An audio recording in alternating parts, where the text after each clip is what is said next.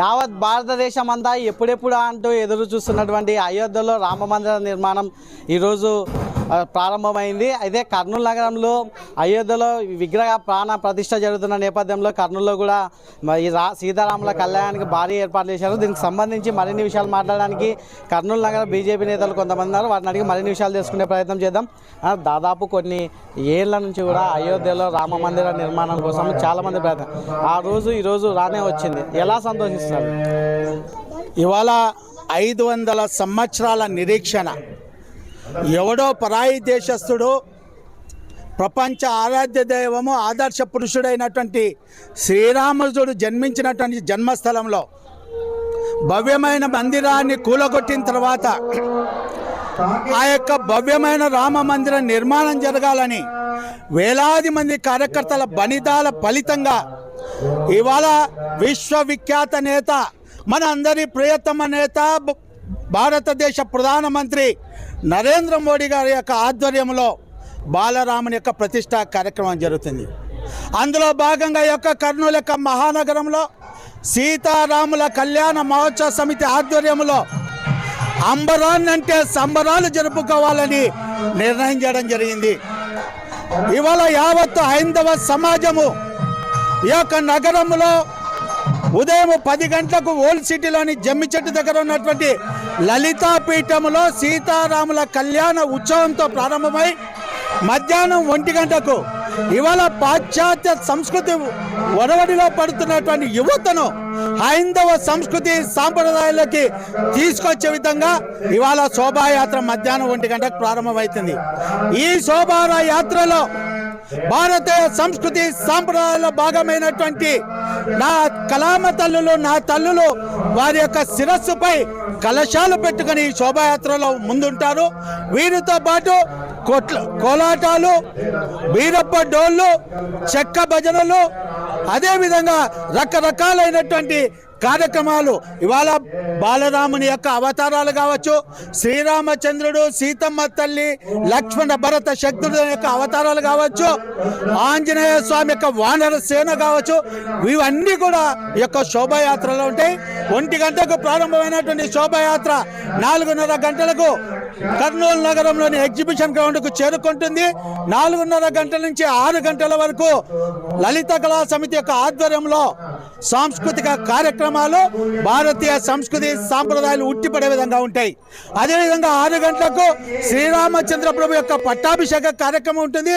ఆ తర్వాత 1992లో కరసేవకు వెళ్ళొచ్చినటువంటి కరసేవకుల యొక్క సన్మాన కార్యక్రమం ఉంటుంది. అయితే అయోధ్యలో నిర్మాణమైనటువంటి భవ్యమైన రామ మందిరానికి కర్నూలు నగరానికి అవినాభావ సంబంధం ఉన్నది. అంటే మనం చూసుకున్నట్లయితే ఇప్పటికైతే అయోధ్యలో రామ మందిర నిర్మాణంలో కర్నూలు నగరానికి చెందిన పుల్లారెడ్డి చాలా కృషి చేశారు. పుట్టినటువంటి జన్మస్థానంలో నేను పుట్టడం నా యొక్క జన్మ సార్థకమైంది అనుకుంటున్నా.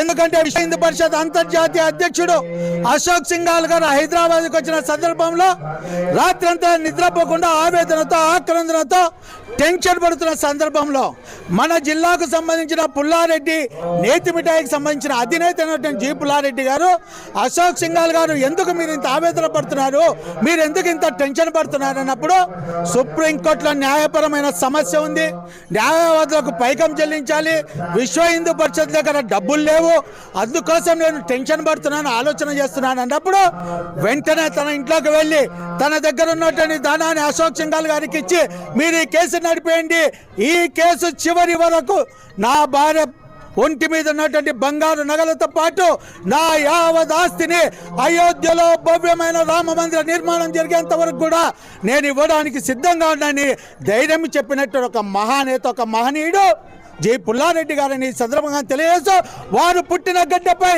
ఇవాళ అయోధ్య సంబరాలను అంబరాన్నంటే విధంగా చేయాలని ఇవాళ సీతారాముల కళ్యాణ మహోత్సవ సమితి నిర్ణయం తీసుకున్నది. ఈ శోభయాత్రకు సంబంధించి ఎటువంటి కార్యక్రమాలు, ఎన్ని వేల మంది శోభయాత్రలో పాల్గొనే అవకాశాలు ఉన్నాయి? ఇవాళ మేము ఊహించిన దానికన్నా 3 రెట్లు అధికంగా వచ్చే అవకాశం ఉంది. ఎందుకంటే ఇవాళ భారత ప్రధానమంత్రి యావత్ భారత జాతి 140 కోట్ల ప్రజానీకం మరో దీపావళి జరుపుకొని పిలిపోవడం వల్ల ఈ యొక్క నగరంలో కులాలకు, మతాలకు, వర్గాలకు, ప్రాంతాలకు, రాజకీయాలకు అతీతంగా ఈ యొక్క ఉత్సవాలు జరగబోతున్నాయి. ఈ ఉత్సవాలు భారతదేశానికి ఒక దిశను చూపిస్తాయని, ఒక మోడల్గా ఉంటాయని నేను ఈ సందర్భంగా తెలియజేస్తున్నా. ఇది కొన్ని దశాబ్దాల నుంచి కూడా అయోధ్యలో రామమందిర నిర్మాణం కోసము కొన్ని ఇబ్బందులు ఉన్నప్పటికీ కర్నూలు నగరానికి చెందినటువంటి జి పుల్లారెడ్డి మొత్తం కోర్టులో లాయర్లకు చెల్లిన ఫీజు మొత్తం కూడా చెల్లించి ఈరోజు కేసు విజయం సాధించిన దానిలో కర్నూలు నగర వాసులు పుల్లారెడ్డి కృషి ఎంతో అమోఘమైనది. అటువంటి జిల్లాలో మేము పుట్టడం నిజంగా చాలా అదృష్టవంతులమని చెప్పేసి, అలాగే ఈరోజు అయోధ్యలో ప్రాణ ప్రతిష్ఠ జరుగుతున్న నేపథ్యంలో కర్నూలు నగరంలో ప్రతి ఒక్క హిందువు కూడా ఈరోజు కన్నుల పండుగ వాతావరణంలో ఈ అయోధ్యలో జరుగుతున్నటువంటి ఈ విగ్రహ ప్రతిష్టను, అలాగే ఇక్కడ సాయంత్రం కూడా కొన్ని వేల మందితో శోభయాత్ర కార్యక్రమం అయితే నిర్వహిస్తామని చెప్పేసి కర్నూలు నగరంలో ఉన్నటువంటి హిందూవాదులు అలాగే బీజేపీ నేతలు తెలుపుతున్న పరిస్థితి. కెమెరామెన్ లోకేష్తో Ramanjaneyulu, I Dream News, Kurnool నుంచి.